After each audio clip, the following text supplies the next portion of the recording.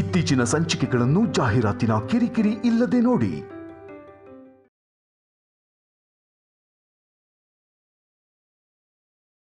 ಹೇಳು ತಾಯಿ, ನನ್ನ ಅಭಯ್ ಎಲ್ಲಿದ್ದಾನೆ? ದೇವಸ್ಥಾನದ ಪೂರ್ವ ದಿಕ್ಕಿನಿಂದ ಗರುಡ ಧ್ವಜದ ಬಳಿ ನಿನ್ನವನಿದ್ದಾನೆ.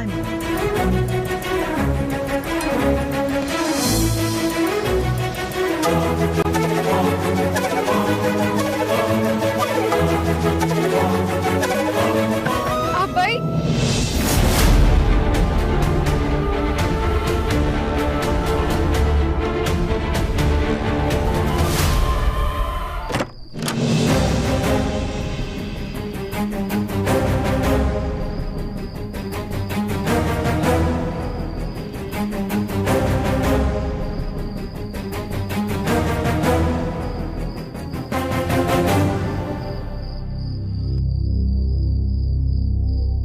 ಯಾರಮ್ಮ ಅದು?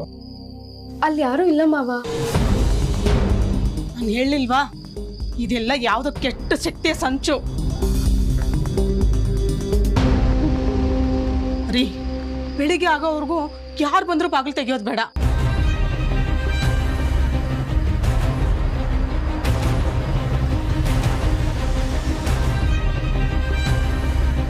ಇಷ್ಟಕ್ಕೂ ಬಂದವ್ರು ಯಾರಿರ್ಬೋದು? ಎಲ್ಲಿ ಹೋದ್ರು?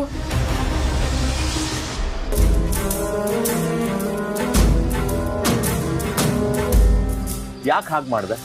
ಒಂದ್ ಸ್ವಲ್ಪ ಹೊತ್ತು ಅಲ್ಲೇ ಇದ್ದಿದ್ರೆ ಅವ್ರು ಬಂದು ಬಾಗಿಲು ತೆಗಿತಿದ್ರು. ನನ್ನೂ ಕರ್ಕೊಂಡು ಓಡ್ ಬಂದ್ಬಿಟ್ಟೆ. ನೀನು ಅವ್ರ ಮಾತು ಕೇಳಿಸ್ಕೊಳ್ಳಿಲ್ವಾ? ಅವ್ರು ಯಾಕೋ ನನ್ನ ಮಾತು ನಂಬಲಿಲ್ಲ ಅಂತ ನನ್ಗನ್ಸ್ತು.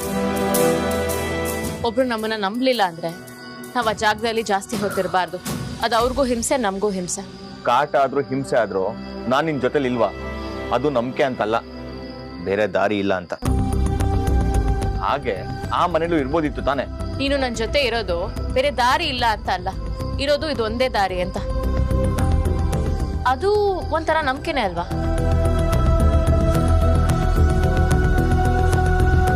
ನಾವೀಗಾಗ್ಲೇ ಊರಿಗೆ ಬಂದಾಗಿದೆ. ನಾಳೆ ಬೆಳಗ್ಗೆ ಸೂರ್ಯೋದಯ ಆಗ್ಲಿ, ಎಲ್ಲ ಸರಿ ಹೋಗುತ್ತೆ. ಹೌದೌದು, ಹಗ್ಲಲ್ಲಿ ದೆವ್ವದ ಕಾಟ ಇರಲ್ಲ ಅಂತ ಕೇಳಿದ್ದೆ.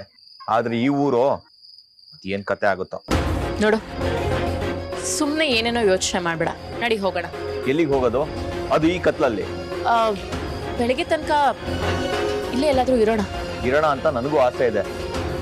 ಆದ್ರೆ ಇರ್ತೀವೋ ಇಲ್ವೋ ಅಂತ ಡೌಟು. ನಿನ್ನಲ್ಲಿರೋ ಚಿಂತೆಗಳನ್ನೆಲ್ಲ ಸಾಯಿಸು. ಬಾ ಹೋಗೋಣ.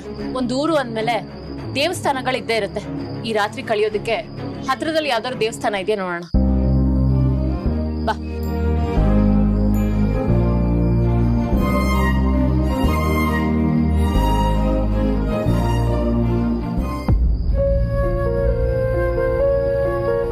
ಯಾಕೆ ಹೀಗಾಗ್ತಾ ಇದೆ? ನನ್ ಮನ್ಸು ಯಾಕೆ ಅಭಯ್ ಇಲ್ಲೇ ಇದ್ದಾನೆ ಅಂತ ಹೇಳ್ತಾ ಇದೆ. ಮನೆ ಹೊರಗಡೆ ಹೋಗ್ತಾ ಇದ್ದಾಗ ನಾನ್ ಹೋಗ್ತಾ ಇರೋದು ಅಭಯ್ ಹತ್ರ ಅನಿಸ್ತಾ ಇತ್ತು. ಯಾರೋ ಬಂದ್ ಬಾಗಿಲ್ ಬಡ್ದಾಗ ಹೊರಗಿರೋದು ನನ್ ಅಭಯ್ ಅನಿಸ್ತಾ ಇತ್ತು. ಯಾಕೆ ಹೀಗೆ? ಯಾವತ್ತೂ ಇಲ್ಲದ ಕಳವಳ ಸಂತ ಇವತ್ ಯಾಕೆ? ನನ್ ಅಭಯ್ಗೆ ಏನಾದ್ರೂ ಸಮಸ್ಯೆ ಆಗ್ತಾ ಇದೆಯಾ? ಇಲ್ಲ, ನಾಳೆ ಬೆಳಗ್ಗೆ ದೀಪೇಶ್ವರಿ ಇದಕ್ಕೆ ಉತ್ತರ ಕೊಡ್ಬೇಕು. ನನ್ ಅಭಯ್ ಎಲ್ಲಿ ಅಂತ ಹೇಳ್ಬೇಕು. ಹೇಳ್ದೆ ಇದ್ರೆ ನಾನಿನ್ ಯಾವತ್ತೂ ದೀಪ ಬೆಳಗೋದೇ ಇಲ್ಲ. ಇದು ಕಣ್ಣಮ್ಮನಾಣಿಗೂ ಸತ್ಯ. सूर्य का रश्मि पहला धरती पर गिरा है। हे मालिक,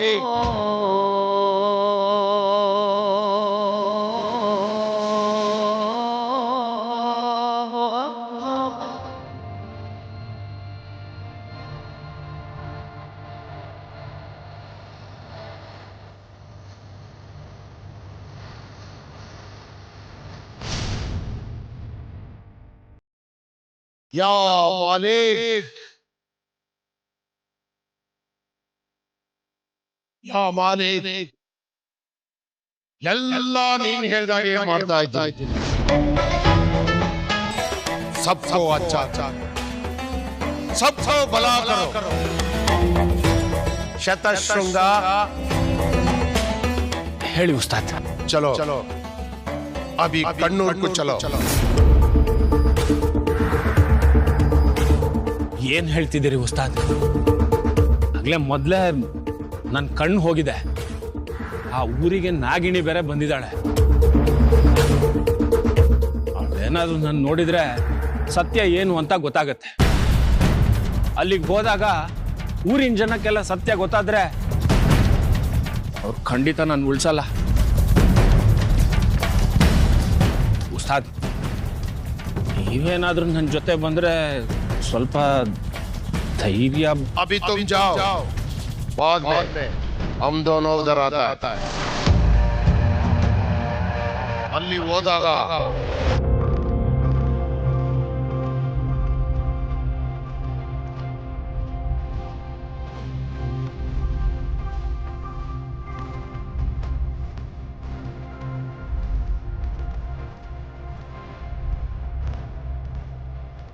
ಉಸ್ತಾದ್, ಅಲ್ಲಿ ನನ್ಗೇನು ತೊಂದರೆ ಆಗಲ್ಲ ಅಲ್ವಾ? तकलीफ ಅಂದ್ರೆ तकलीफ ಶತಶೃಂಗ. तकलीफ ಆಗಬಾರದು. ನೀನು ಅನ್ಕೊಂಡಿದ್ದು ಆಗಬೇಕು ಅಂದ್ರೆ तू आगे बढ़ता ही रह. समझा? ಹಿಂದೆ ತಿರುಗಿ ನಿಂತ್ರೆ ತೊಂದರೆ ಆಗುತ್ತೆ. ಖುದಾ ಏನ್ ಫೈಸಲ್ ಮಾಡ್ತಾನೋ ವಹಿ ಹೋಗಾ. ಉಸ್ತಾದ್, ಇವನು ಕರ್ಕೊಂಡು ಹೋಗಲ್ಲ? ಶತಶೃಂಗ ನಾಗಿಣಿಗೆ ಇವನು ದಿಗ್ವಿಜಯ ಅಲ್ಲ, ಧನಂಜಯ ಅಂತ ತಿಳ್ಕೊಂಡಿದ್ದಾಳೆ. ಇವನಲ್ಲಿ ಬಂದ್ರೆ ಇವನು ಕೂಡ ಅಪರಾಧಿ ಅಂತ ಆ ನಾಗಿಣಿಗೆ ಗೊತ್ತಾಗುತ್ತೆ. ಈಗ ನೀನು ಹೋಗು, ಬಾದ್ಮೇ ನಾವು ಬರ್ತೀವಿ. ಬರ್ಬೇಕಾದಾಗ ಹೆಂಗೆ ಬರಬೇಕು ಅಂತ ನಮ್ಗೆ ಗೊತ್ತಿದೆ. ಈಗ ನೀನು ಹೊರಡು. ಸರಿ ಉಸ್ತಾದ್.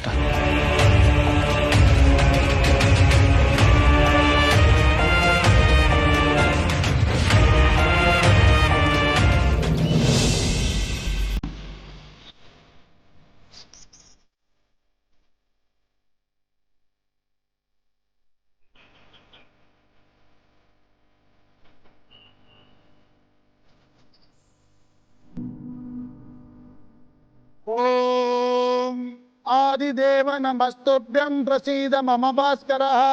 दिवाकर नमस्तुभ्यं प्रभाकर नमोस्तुते.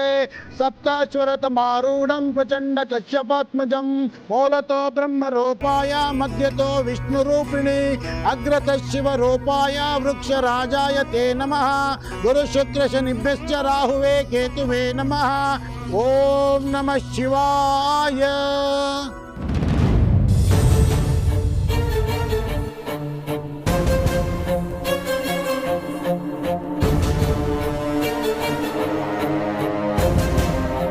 ಇವಳೆಲ್ಲೋ ನೋಡಿದ್ದೀನಲ್ಲ, ಕಣ್ಣೂರ್ಗೆ ಯಾಕೆ ಇವಳು ಬಂದಿದ್ದಾಳೆ? ಈ ಮುಖ ಎಲ್ಲೋ ನನಗೆ ತುಂಬಾ ಪರಿಚಯ ಇರೋ ಇದೆಯಲ್ಲ, ಆದ್ರೆ ಎಲ್ಲಿ ಅಂತ ಗೊತ್ತಾಗ್ತಾ ಇಲ್ಲ.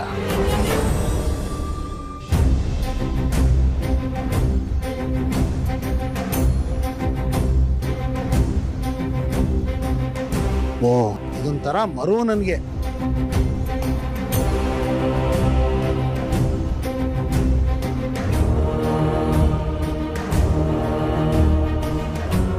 ನರಸಿಂಹ ಗುರುಗಳೇ. ಓ ವಸಂತ, ನಮಸ್ಕಾರ ಗುರುಗಳೇ.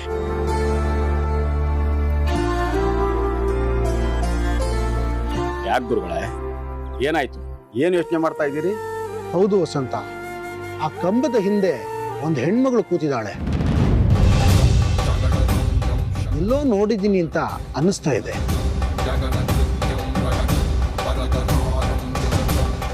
ಆದ್ರೆ ಎಲ್ಲಿ ಅಂತ ಗೊತ್ತಾಗ್ತಾ ಇಲ್ಲ ವಸಂತ. ಅಯ್ಯ ಬಿಡಿ ಗುರುಗಳೇ, ನೀವು ಈಗ ಆಡಿದ ಮಾತನ್ನ ಸ್ವಲ್ಪ ಹೊತ್ತು ಬಿಟ್ರೆ ಮರ್ತೇ ಹೋಗಿರ್ತೀರಿ.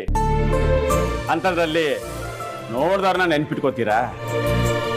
ಗುರುಗಳೇ, ನಾನು ಈಗ ಹೇಳಕ್ ಬಂದಿರೋ ವಿಚಾರನೇ ಬೇರೆ. ರಾತ್ರಿ ಊರಲ್ಲಿ ಏನಾಯ್ತಿತ್ತು ಗೊತ್ತು ತಾನೆ ನಿಮ್ಗೆ? ಮಾದಲಮ್ಮನ ನಗು ಕೇಳಿಸ್ತಾ ಇತ್ತು, ಕಣ್ಣಮ್ಮನ ಗುಡಿಯ ಗಂಟೆ ಶಬ್ದ ಕೇಳಿಸ್ತಾ ಇತ್ತು. ಶುಭಾಶುಭಗಳು ಒಂದೇ ಸಲ. ಹೌದು ಗುರುಗಳೇ, ರಾತ್ರಿ ಮನೆಯಿಂದ ಆಚೆ ಬರಕ್ ಆಗ್ಲೇ ಇಲ್ಲ. ಸದ್ದು ಅಷ್ಟು ಭಯಂಕರವಾಗಿತ್ತು. ಇದ್ರ ಸೂಚನೆ ಏನು ಅಂತ ನಿಮ್ಮನ್ನ ಕೇಳೋಣ ಅಂತ ಬಂದೆ. ಎಲ್ಲಾನು ಬೆಟ್ಟದ ಸ್ವಾಮಿಗಳು ಆಗ್ಲೇ ಹೇಳಿದಾರಲ್ಲ ವಸಂತ. ಕಣ್ಣೂರಿನ ಶಾಪ ವಿಮೋಚನೆಗೆ ಇವೆಲ್ಲ ಶುಭ ಲಕ್ಷಣಗಳು. ಏನೋ ಗುರುಗಳೇ, ತಾಯಿ ಕಣ್ಣಮ್ಮನ ಕಣ್ಣು ಸಿಕ್ಕಾಯ್ತು, ಬೆಟ್ಟದ ಸ್ವಾಮಿಗಳು ಕೊಟ್ಟ ಸೂಚನೆ ನಿಜ ಆಯ್ತು. ಇನ್ನೇನಿದ್ರು ನಾಗಿಣಿ ಕಂಡೂರೊಳಗಡೆ ಬರ್ತಾಳೆ. ಗುರುಗಳೇ, ರಾತ್ರಿ ನಮ್ಮ ಕಣ್ಣೂರು ಸ್ಮಶಾನದ ಥರ ಆಗಿತ್ತು.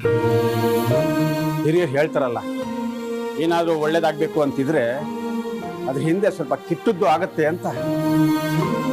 ಅದನ್ನ ಕೇಳಿ ಭಯ ಆಯ್ತು ನನಗೆ. ವಸಂತ, ಬೆಟ್ಟದ ಸ್ವಾಮಿಗಳು ಹೇಳ್ದಾಗೆ ಈ ವರ್ಷದ ನಾಗಪೌರ್ಣಿಮೆ ಕಳೆದ ಮೇಲೆ ಕಣ್ಣೂರು ಮೊದಲಿನಾಗಿರಲ್ಲ, ಬದಲಾಗುತ್ತೆ. ನಿನ್ನೆ ನಡೆದಿರೋ ಘಟನೆಗಳೆಲ್ಲ ಇದಕ್ಕೆ ಸಾಕ್ಷಿ. ಬರ್ತೀನಿ.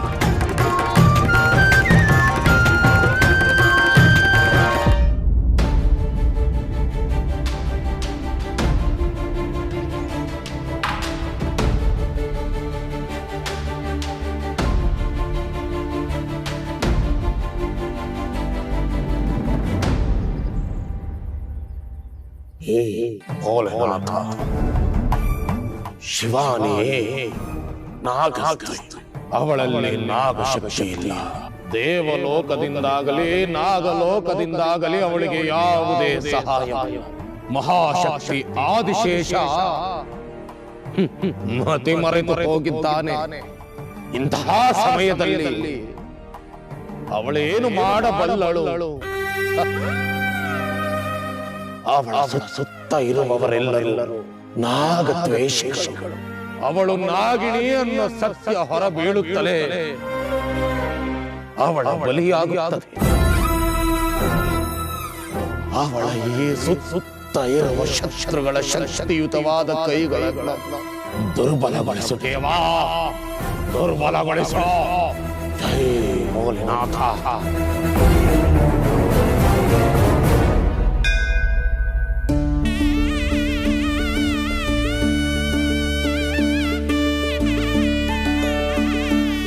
ಏನಮ್ಮ, ಈ ದೇವಿ ನಮ್ ಕಷ್ಟಕ್ಕೆ ಪರಿಹಾರ ಕೊಡ್ತಾಳ? ಆ ದೇವಿನ ನಂಬಿ ನಿಮ್ ಕಷ್ಟಕ್ಕೆ ಪರಿಹಾರ ಕೊಟ್ಟೆ ಕೊಡ್ತಾಳೆ. ಹಾಗಾದ್ರೆ ರಾತ್ರಿ ಇಡೀ ಎಲ್ಲ ದೇವದ ಅಟ್ಟಸ ಕೇಳ್ತಿದ್ದಲ್ಲ, ಅದಕ್ಕೆ? ಅದಕ್ಕೂ ಕೊಡ್ತಾಳೆ. ಬೇಡ್ಕೊಳ್ಳೋ ಮನ್ಸಿದ್ರೆ ಖಂಡಿತ ಕೊಟ್ಟೆ ಕೊಡ್ತಾಳೆ. ಪರಿಹಾರ ಸಿಗೋವರೆಗೆ ನಾವು ಬದುಕಿರ್ತೀವ? ಈ ಕಣ್ಣೂರಿಗೆ ಯಾವ ಕೇಡ್ಗಾಲ ಬಂದಿದೆಯೇನೋ? ಸ್ವಲ್ಪ ಸುಮ್ನೆ ಇರ್ತೀರಾ? ನಿಮ್ಮ ಸಮಸ್ಯೆಗಳಿಗೆ ಪರಿಹಾರ ಬೇಕಂದ್ರೆ ಆ ಸಹಸ್ರನ ಕೇಳಿ.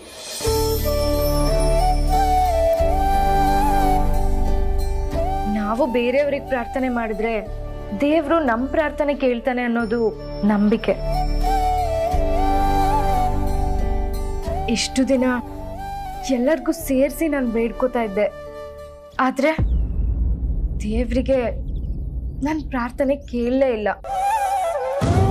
ಇವತ್ತು ಮೊದಲನೇ ಸಲ ನನಗೋಸ್ಕರ ನಾನು ದೀಪ ಇಟ್ಟು ಬೇಡ್ಕೋತಾ ಇದ್ದೀನಿ. ಇವತ್ತು ನಾನು ದೀಪ ಇಟ್ಟು ಪ್ರಶ್ನೆ ಕೇಳಿದಾಗ ನನಗೆ ದೇವಿ ಉತ್ತರ ಕೊಡ್ಲಿಲ್ಲ ಅಂದ್ರೆ ಇನ್ಯಾವತ್ತು ನಾನು ದೀಪ ಬೆಳಗಲ್ಲ.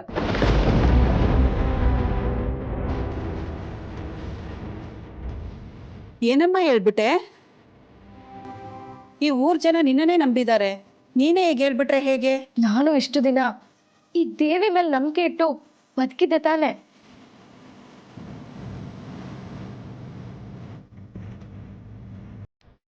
ತಾಯಿ ದೀಪೇಶ್ವರಿ, ನೀನೇ ನನ್ನ ತಾಯಿ, ನೀನೇ ನನ್ ಒಡ ಹುಟ್ಟಿದವಳು, ನೀನೇ ನನ್ ಗೆಳತಿ, ನೀನೇ ನನ್ ಪ್ರಾಣ ತಾಯಿ.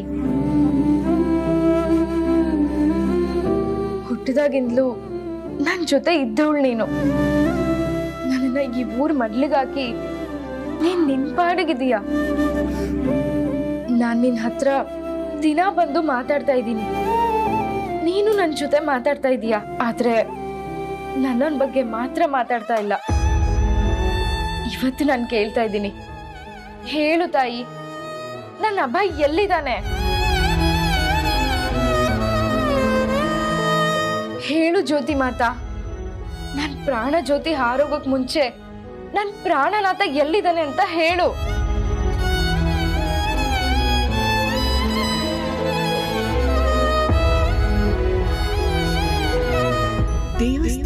ಪೂರ್ವ ದಿಕ್ಕಿನಿಂದ ಗರುಡ ಧ್ವಜದ ಬಳಿ ನಿನ್ನವನಿದ್ದಾನೆ.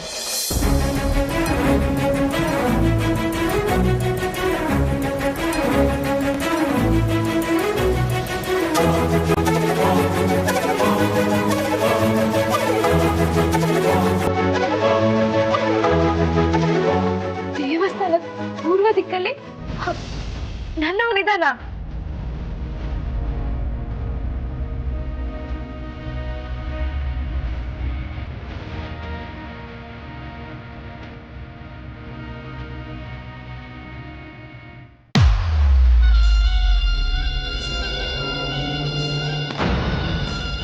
ಗುರುಗಳೇ,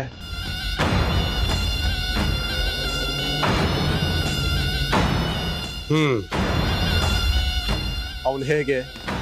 ಅವನು ಅಂದ್ರೆ ಅದೇ ಆ ಶತಶೃಂಗ. ಶತಶೃಂಗ ಏಕಾದ್ಮಿ. ಅವನು ನಿಂತರನೇ ಮನುಷ್ಯ. ಹಾಗಲ್ಲ ಗುರುಗಳೇ, ನಾನು ಹೇಳಿದ್ದು ಅವನೊಬ್ಬನೇ ಕಣ್ಣೂರಿಗೆ ಕಳಿಸಿದೀವಲ್ಲ, ಹೇಗೆ ಅವನನ್ನ ನಂಬಬಹುದಾ ಅಂತ. ಅವನು ಗುರುಗಳಿಗೆ ಮೋಸ ಮಾಡಿ ಬಂದವನು, ನನ್ನ ಹೆಸರು ಹೇಳ್ಕೊಂಡು ನನ್ನ ರೂಪದಲ್ಲಿದ್ದವನು. ಅಂಥವನ್ನ ನಂಬೋದು ಕಷ್ಟ ಅಂತ ಹೇಳ್ತಾ ಇದೀಯಾ? ಅವನು ತಾನೇ ನಿನ್ನ ಇಲ್ಲಿಗೆ ಕರ್ಕೊಂಡ್ ಬಂದಿದ್ದು. ಇಮಾನ್ದಾರಿ ಅನ್ನೋದು ನಮ್ಮಿಬ್ಬರ ನಡುವೆ ಕಟ್ಟಿದ ದೀವಾರ್, ಗೋಡೆ ಆಗ್ಬಾರ್ದು. ಇಮಾನ್ದಾರಿ ಅಂದ್ರೆ ಗಾಜಿನ ಗೋಡೆ ತರ ಇರಬೇಕು. ಆ ಕಡೆಯಿಂದ ನೋಡಿದ್ರು ಕಾಣ್ಬೇಕು, ಈ ಕಡೆಯಿಂದ ನೋಡಿದ್ರು ಕಾಣ್ಬೇಕು. समझा क्या? देखो दिग्विजय, ಈ ದುನಿಯಾನೇ ಒಂಥರ ವಿಚಿತ್ರ. ನೀನು ಯಾರು? ನಾಗಮಣಿ ಅನ್ನೋ ನಿಧಿಯ ಹಿಂದೆ ಬಿದ್ದೋನು. ಆ ಗುಪ್ತ ನಿಧಿಯ ಸುತ್ತಮುತ್ತ ಸರ್ಪ ಹೋತಾ ಹೈ. ನಿಧಿ ಸುತ್ತಮುತ್ತ ಹಾವುಗಳಿದ್ದಾಗ ಅದನ್ನ ಎತ್ತಿ ಬಗಲಲ್ಲಿಟ್ಕೊಳ್ಳೋ ಸಾಹಸ ಮಾಡಲೇಬೇಕಾಗುತ್ತಲ್ಲ. ಆಗ ನಮ್ಮ ಸುತ್ತ ಇರೋ ಯಾರ್ದಾದ್ರೂ ಒಬ್ರು ಸಹಾಯನ ನಾವು ತಕೊಳ್ಳೇಬೇಕು. ಸಂಜಾ ನೋಡಿ ಗುರುಗಳೇ, ನಡೆಯೋ ದಾರಿನಲ್ಲಿ ಒಂದ್ಸಲ ಮುಳ್ಳು ಚುಚ್ಚಿತು ಅಂದ್ರೆ ನಾವು ಹೆಜ್ಜೆ ಇಡೋ ಪ್ರತಿ ಜಾಗದಲ್ಲೂ ಮುಳ್ಳಿರಬಹುದು ಅನ್ನೋ ಭಯ ಇದ್ದೇ ಇರುತ್ತೆ ಅಲ್ವಾ? ಸಚ್ಚ ಬಾತ್ ದಿಗ್ವಿಜಯ್, ಸಚ್ಚ ಬಾತ್. ಹಾಗಂತ ನಡೀದೇ ಇರಕ್ಕೆ ಆಗಲ್ಲ ಅಲ್ವಾ? ನೋಡಿ ಗುರುಗಳೇ, ನನ್ನ ಮುಖ ನನಗೆ ಬದಲಾಗಬೇಕು. ನನಗೆ ನನ್ನ ಮೊದಲು ರೂಪ ಬೇಕು. ಅದಕ್ಕೇನಾದ್ರೂ ಎಲ್ಲದಕ್ಕೂ ಒಂದು ದಾರಿ ಇದೆ ದಿಗ್ವಿಜಯ್. ಹೇಳೆ ಓ ನಾಗಿಣಿ ಸಮಾಚಾರ ಖತಮ್ ಆಗ್ಲಿ. इसके बाद तुम्हारा विचार ಏನಂತ ನಾನು ನೋಡ್ತೀನಿ.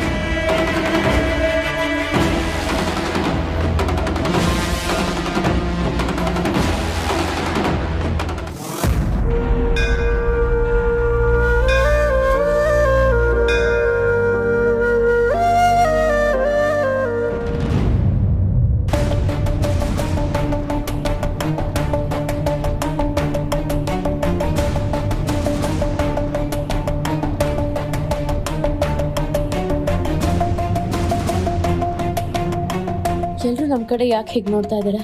ಊರಿಗೆ ಹೊಸಬ್ರು ಬಂದ್ರೆ ಎಲ್ರು ಹೀಗ್ ನೋಡ್ತಾರ?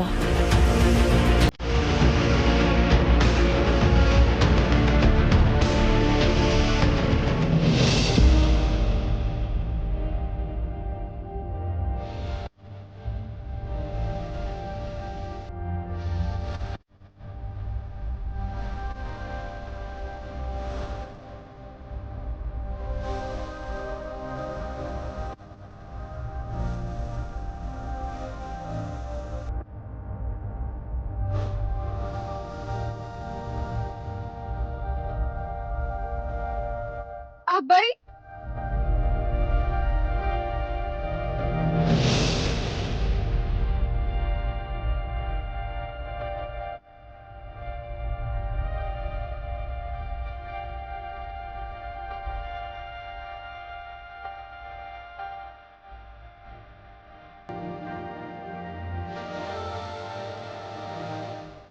ಎಷ್ಟು ದಿನದಿಂದ ನಿನ್ಗೋಸ್ಕರ ಕಾಯ್ತಾ ಇದ್ದೆ.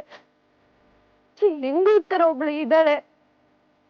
ಅವ್ರ ಮನ್ಸಲ್ಲಿ ನಿನಗ್ ಬಿಟ್ಟು ಬೇರೆ ಯಾರಿಗೂ ಜಾಗ ಇಲ್ಲ ಅಂತ ನಿನಗ್ ಅನ್ನಿಸ್ಲಿಲ್ವಾ? ನಾನು ಇಷ್ಟ ಅನ್ನೋ ಮಾತು ನಿನ್ ಬಾಯಲ್ಲಿ ಇತ್ತಲ್ವಾ? ಅದು ನಾಲ್ಗೆ ತುದಿಗ್ ಬರೋ ಹೊತ್ತಿಗೆ ನೀನ್ ಎಲ್ಲೊಂಟೋದೆ? ಒಂದ್ಸಲ ಕೂಡ ನಾನ್ ನಿನಗ್ ನೆನ್ಪಾಗ್ಲಿಲ್ವಾ? ಇಲ್ಲಿ ನಾನು ನೀನ್ ಇವತ್ ಬರ್ತೀಯಾ ನಾಳೆ ಬರ್ತೀಯಾ ಅಂತ ನಿನಗ್ ಕಾಯೋದೇ ಆಯ್ತು. ಯಾಕೆ ಬೈದ್ ನಿನಗ್ ಅರ್ಥ ಆಗ್ಲಿಲ್ಲ?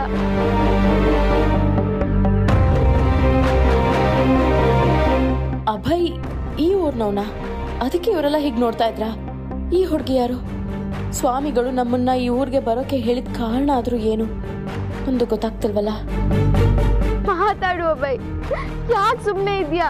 ನಿನ್ ಮಾತ್ ಕೇಳೋಕ್ ತಾನೇ ನಾವೆಲ್ರೂ ಕಾಯ್ತಾ ಇರೋದು. ಮಾತಾಡು ಅಭಯ್.